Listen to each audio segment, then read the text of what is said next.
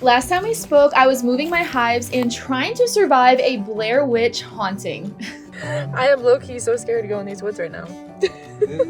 Since then, everything has been going really good. In fact, everything has been exploding in Bee Yard 51 and in our pollination yard. If you want to know just how strong these colonies are, haven't even touched these hives yet. Look at how many orientation flights are going on right now. The bees seem to be hitting a really big maple flow right now because I am seeing tons and tons of nectar get brought into the hive and they're backfilling cells.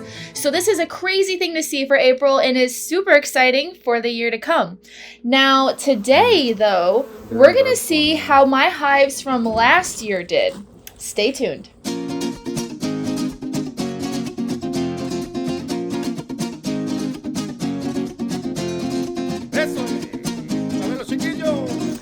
Okay, now the fun part. We are back today now taking out all of the hives out of the truck and putting them in their final location. I'm so excited to finally go through these because I have not seen them since October. We have a ton to do today. We're going to be looking for queen cells, moving all these hives, putting sugar water on, pollen patties, doing some more splits. It's going to be a blast, so let's get it. Okay, so since it's been a minute since you guys last saw Bee Yard 51 or Area 51, there's a lot that has been changed. We have been moving a lot of hives in, moving some hives out, moving a lot of things around, cleaning it up, pretty much getting it ready for all the experiments we're going to be running this year. So I figured to give you guys a little bit of a tour just to kind of refamiliarize you guys with Bee Yard. So last time you guys were in this yard, you saw that there was a hive over here. That was the home of what we called the Purple Queen. We also named her Vipledu, but we decided to change her name to just Purple Queen so that we could use Vipledu for a different hive. But she used to be over here, and unfortunately, we had a really big cold snap in March, and that ended up taking her out. Was very sad to see that because she had some really cool coloring. But as I said before, Casey and I are 100% just survival stock. That's what we're shooting for. So since she didn't make it, obviously she's not a queen that we wanted anyways. But so we have now replaced her with these 3 hives. These are some of the splits that I have done off of our main pollination hives, since we're moving those genetics into our yard so that we can utilize the genetics of actually being able to pollinate and have high productivity. Now over here, we've moved a ton of nukes, yes, all with bees in them. These are all of the splits that Casey made and should all have queen cells in them right now. And then we have one of my original bee fit queens that is right here and right there and over there that we just moved in. I am super excited to go into those because I have not seen them since October. So I have no idea what's going on, how they're doing, but this is going to be the real assessment of how they did from last year, just judging off of their spring buildup. And then over here, we have the rest of the splits that I had done. That should all be queenless. I'm going to go through these today and take stock of how many queen cells each one of them has, because I am going to remove some of the queen cells to move into another round of splits. Most likely going to be doing some 4 to 5 frame splits with that and putting them into nukes. Maybe a little bit less, maybe a little bit thinner. We'll see. And then over here, we have the most important queen in this entire yard, which we might be moving her soon. We'll see. I'll keep you guys updated on that. But this is who we are now calling Vipledu. This queen is the one that I showed you guys that did not use any of her resources this year. She had them stacked full of just every single frame, full of honey still. And she is building up really nicely. You can see there's a lot of bees kind of coming in with pollen right now. They're definitely hitting up some sort of pollen source because it's almost every bee is coming in with little pollen pants on them. So that is really exciting to see. We did move a couple of our other queens to a different bee yard right now.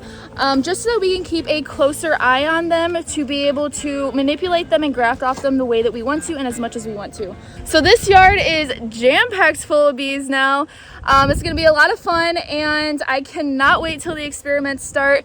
They definitely are gonna be in need of some sugar water very soon. I put on some sugar water early last week. Today is Sunday, so I put it on, I think it was Monday when I put it on them. But you can tell by just how much they're robbing these empty boxes right now that they're definitely in need of food. But I did see a dandelion yesterday, and I've been seeing a lot of other flowers blooming. So spring is definitely coming early this year. So keep an eye out for that. We're probably going to have a really good, cross our fingers, a really good flow this year. At least that's what I'm hoping for. So let the fun begin. Okay, so first things first, because I just can't help myself, I haven't seen them since October, I'm gonna go into some of the Beefit hives first and see how they're doing. All I've seen of them is just the very tops of them when I've been putting on pollen patties and sugar and whatnot, which actually I have pollen patties that I did make that I need to put on as well. But yeah, so I have no idea how they're doing, how their brood pattern is, if they're building up nicely. So let's dig into them. And I didn't even realize I'm all out of gloves and I cannot find the only pair that I had. So wish me luck on beekeeping without gloves today because I'm probably gonna end up getting lit up. And I have my good old Beefit Breeder Program binder from last year. Oh shoot. And I updated this year's bee sheet, which I'm so sorry guys. I've been trying to get this up on the website, but I'm still learning how to run a website and do all that, so I will have this up ASAP though. I promise I'm working on it.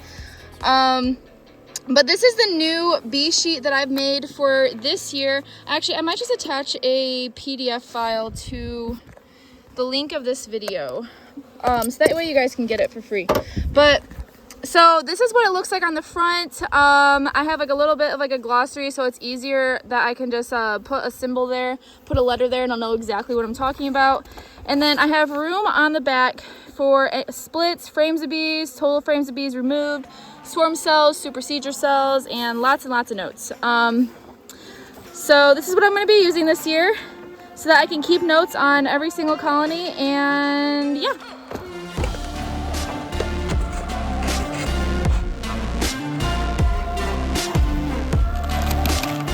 Okay, these are looking pretty good. Except now I gotta figure out how to take all the sugar off. Huh. So that's good to see. I like to see the populations like this. Okay, I'm a little bit annoyed at myself because taking off that sugar. Now see that? See all that sugar? I got them inside the cells where the freaking brood and larva is, which I do not like. But, oh well, it is what it is. But this is a nice, beautiful frame of brood. And it looks like they're uncapping cells. See that right there? They must be uncapping cells that have varroa. I noticed this last year that they were uncapping cells. This is supposed to be more of a resistant breed to varroa mites. That's why I got these queens in the first place. So I'm really interested to see how this hive performs. But see how there's like all these open cells in between the brood? This tells me that they have been uncapping them. And the queen is already laying more brood in those cells. So another thing that's also great to see. But yes, this is a beautiful frame of brood, and we have some drones down here that are already capped. This hive is doing wonderfully. Grr, this frame is another beautiful frame. She's got eggs in every single one of these cells, but now I made them all dirty because the freaking sugar fell down into some of these cells. So I'm pretty sure they're probably going to sacrifice those eggs and clean them out and pull them out. But it looks like this queen is absolutely kicking butt because this whole entire frame is laid out perfectly. And there is my queen. As you can see, I marked her last year and I have only marked a couple queens, so I definitely need experience with that. But she has a beautiful long one, and for some reason there's an indentation on her back. When I marked it, it like somehow indented her a little bit, and I didn't press on her, so I don't know if it's the marking itself that like almost like bruised her or what, but she looks nice and beautiful and very productive as she's laying this entire frame out. Look at her coloring. Ha! So already in this next hive, this is what the hive that, remember I was putting a shim on so that I could put a pollen patty right here. There's absolutely no trace of that pollen patty anymore. It is completely gone. So happy to see that they must have loved it. So this is the hive that I did not put any sugar on whatsoever. I just gave them these 2 boxes and just let them make do. And look at this. So much food still in here, and I don't know if they're bringing food in or if this is left over from last year, but all of these frames are so heavy because they're so full of honey. Okay, so is this one of the splits? Yeah, my split. Holy smokes. Those look good. Why do they put them at the bottom though? And not... That's where she laid up. Oh, okay. That's where they felt comfortable putting her. Huh. That's cool. I forgot that I'd only had 9 frames in a lot of these for winter time. I was like, why do I have so much extra space? I forgot that I'd only put 9 frames in some of these during the winter. So I was like, why do I have so much extra space? I don't think I'm ever putting 10. I don't think I'm ever putting 10 frames back in. Yeah, I bent it because it was stuck trying to get it off, so I had to bend it back. Because it was one of those, if you put it on too tight, you could never get the lid back off. And so I was trying to get it off, and like I said, I think I bent it when I did. Woo!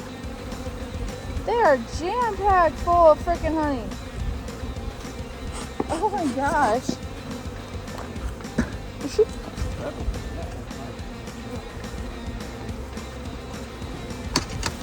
Except where's my brood pattern at? Oh, here we go. I don't like that I see some... Oh! Holy f***! Oh, hell no! What? Oh, hell no! Ah! Ah! There's a freaking... Ah! Sorry. There's a freaking spider that was this big. Literally this big. Okay, I'm sorry. I'm sorry. Sorry, bees. I hope not. I don't see her. I wish I would have gotten that video. Gosh dang it. Oh, I f***ed some of the brood. Damn. Where'd that spider go? I've never seen a spider in a hive like that. I don't know. 12 feet. It was literally like, it was huge. They've probably been. Hope not. I'm sorry, guys. I didn't mean to throw you. Oh my gosh. No, they're like, why'd you fling me off my frame? We are on the next hive now, and what I'm seeing in this hive is